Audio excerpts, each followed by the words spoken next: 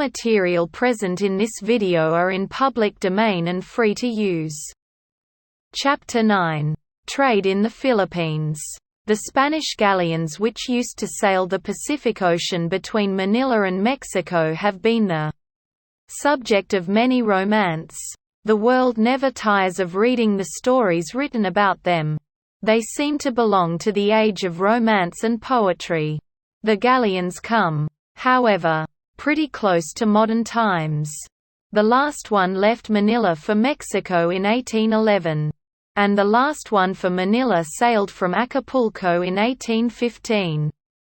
These ships were in shape something like a half-moon.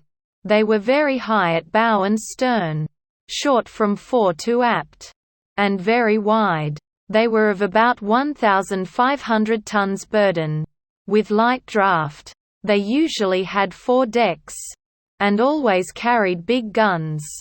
The galleons were the Spanish mail ships, and the only carriers for trade between the islands and Mexico.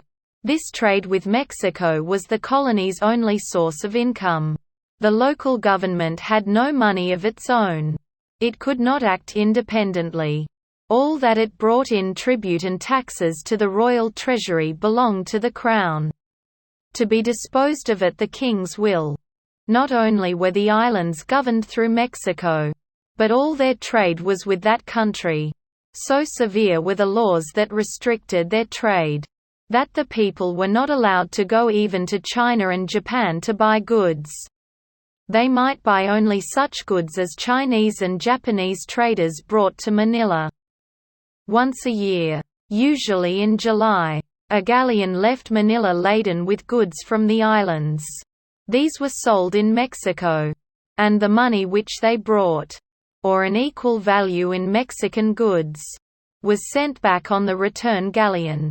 We have seen how great were the risks which these ships ran in making their voyages. The enemies of Spain often captured them, while some were lost at sea and never again heard from. It was not all romance. The life of those who sailed and manned the galleons. Often there was greed and cruelty to contend with, rather than poetry and story to be lived. Always there was danger, and it was not the spirit of adventure, but the desire for gain that sent these men to sea. The many risks which the galleons ran made shipping ventures uncertain. Nor was this the greatest ill which the Manila merchants had to bear. The merchants of Spain were always jealous of them, for they were afraid that the island trade with China and with Mexico would hurt their own business. So they were always clamoring for laws that should keep Manila merchants from dealing with those countries. By the beginning of the 18th century, very harsh laws had been made governing all shipments. Goods might be shipped only in bales of a certain size and weight, and only a limited number of bales might be sent by each galleon. Nor did the restrictions end here. There were some goods in which Manila merchants might not deal at all. They could ship no woven stuffs save the finest linen. If the goods sent to Mexico by the Philippine government brought more than a certain amount in Mexico, the full sum could not be sent back in money. The islands must take the surplus in Mexican goods. So business suffered, and each year the country grew poorer. At the same time the men who ruled the country grew very rich. One acting governor-general, in less than 2 years of service, got together a fortune of $250,000. There were other officials, as well, who managed to take home with them to Spain sums nearly as large. All this, of course, worked hardship in the islands. Money was very scarce. Merchants became bankrupt and had to go out of business. Often the government itself had no money with which to pay for public work. The army, too, suffered. The soldiers had no barracks, but lived as they could, and wherever they found shelter. Often there were long periods when no rations were issued to them, and they begged their food from house to house. When their demands were not granted, they would take by force what they wished. And this led to great evil. A large army was needed to control the people and to enforce payment of tribute. This tribute was collected from the natives for the support of the government. Those who had not yet been baptized were taxed only a small sum. Those who belonged to the church paid more. Few, however, paid in money. Nearly all paid in kind. In goods which they made, or produce which they raised from the land. All tribute in goods was kept in the royal storehouses until the galleon was about to sail. Then the goods were sent to Mexico to be sold. Sometimes, however, some of these goods were traded for merchandise brought to the islands by Chinese dealers. A certain percent of the price which the shipments brought in Mexico was sent back to Manila to pay government expenses.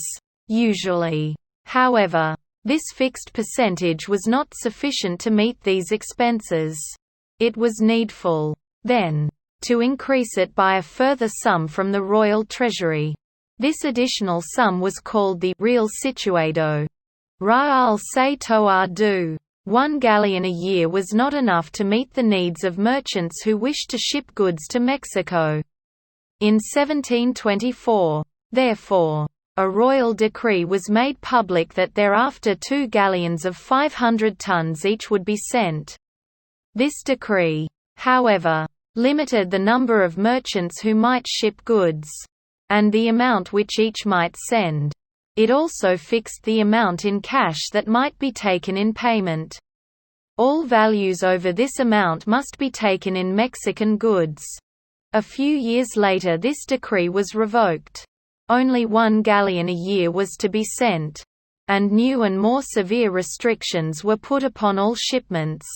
It became more and more difficult, as time went on, for the merchants of Manila to carry on trade. During the 18th century no foreign merchants were allowed to do business in Manila. Spain, in fact, did all that she could to kill trade and industry in the islands. At the same time she compelled those who ruled the country to enforce payment of the last pennies value of tribute that could be drained from the country. The Governor-General at this time, 1754 to 1759, was Pedro de Arandia da Aranda. He was one of the most able and enterprising officials the islands had thus far had. He tried to make a good many reforms in the country, and to build up its commerce. He is said to have died of worry and regret that he could not rule the land as he thought right, and at the same time be at peace with those about him who were also in authority. Arandia showed himself to be something of a statesman. He made reforms in the army, and tried to bring the wild tribes to acknowledge Spain's rights in the islands. At the same time he did many dishonest things. He made a great fortune for himself while in office. Perhaps he was sorry for his dishonesty afterwards, for when he died he left his fortune to religious institutions. In those days men saw no wrong or absurdity in devoting ill-gotten wealth to carrying on good works. It was Arandia who formed the first real military body in the country. This was a regiment made up of 5 companies of Filipino soldiers and 4 companies of Europeans. The latter Arandia had brought with him from Mexico. He called the whole corps the King's Regiment, and took great pride in it. As troops came in from the provinces they were added to the regiment, until at last it numbered about 2,000 soldiers in 2 battalions of 10 companies each. In October of 1754 the soldiers, for the first time in the history of the islands, were quartered in barracks. They were also, both officers and men, paid regularly every 2 weeks. In 1755 the Chinese question came up again. This time it was decided to send home all those Chinese who would not be baptized. They were given a few months to wind up their business, and a day was set when they should leave the islands. All who accepted baptism were allowed to remain. And a good many did this. Over 2,000, however, were sent out of the country on June 30, 1755. Need now arose for shops and for small traders to carry on business in place of these Chinese. To supply this need, a trading company of Spanish and half-Spanish was formed in Manila. This trading company was in existence for some years, but was never very successful. It could not buy on as good terms as the Chinese had been able to make. Nor could it sell to such good advantage. It received a great deal of aid from the government, but finally made a bad failure and went out of business. The ruling which sent the Chinese out of the islands worked other harm to the business of the country. Not only were there none to do the work which the Chinese had done, but their going was a direct money loss to the government. The Chinese had been heavily taxed, and when they were sent away, a shortage of $30,000 in the tax receipts followed as a direct result. This made money so scarce in Manila that a petition was sent to Spain asking for a reduction of the royal dues. These royal dues were the amount which the colony had each year to raise for the king, and the government was now scarcely able to collect it from the people. But Spain was in great need of money. Wars with other nations had almost emptied her treasury, and the petition for reduction was refused. A decree was passed, however, which made things a little easier for the merchants. The islands must pay the full amount of the royal dues, but merchants might send by the galleon more goods and goods of a finer quality than before. They might also bring back more Mexican goods. In this way they could make more money, and thus the country was better able to raise the sums demanded. Summary. The only trading ships that carried shipments of goods from Manila were the Spanish galleons. The entire trade of the islands was with Mexico, and was restricted by very severe laws. A galleon sailed but once a year, and the amount of goods which could be sent by her was limited by law.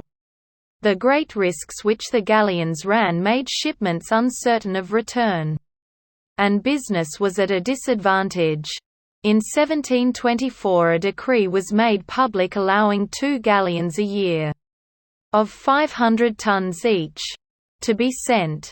The number of merchants who could ship goods was now limited, and the amount that each could send. Later this decree was revoked. Only 1 galleon could be sent, and more severe restrictions were put upon shipments. No foreign merchants were allowed to do business in Manila. In 1754 Pedro de Arandia became Governor-General. He made many improvements in the army, and tried to build up trade. He formed the first real military body in the islands, and called it the King's Regiment. In 1755 a law was made that all Chinese who refused baptism should be sent out of the country on June 30. Over 2,000 were sent away on that day. This made a dearth of traders, and a trading company of Spanish and half-Spanish was formed. It was never a success. However, the departure of these Chinese cost the country a loss of $30,000 in taxes that year. This made times so hard that the colony prayed the king for a reduction in the royal dues. Their petition was refused, but some of the restrictions in regard to shipments by the galleon were made lighter. Merchants could ship more and better goods. This made matters easier, and the country could better meet the demands of the crown. Questions. What were the Spanish galleons? How often did they sail?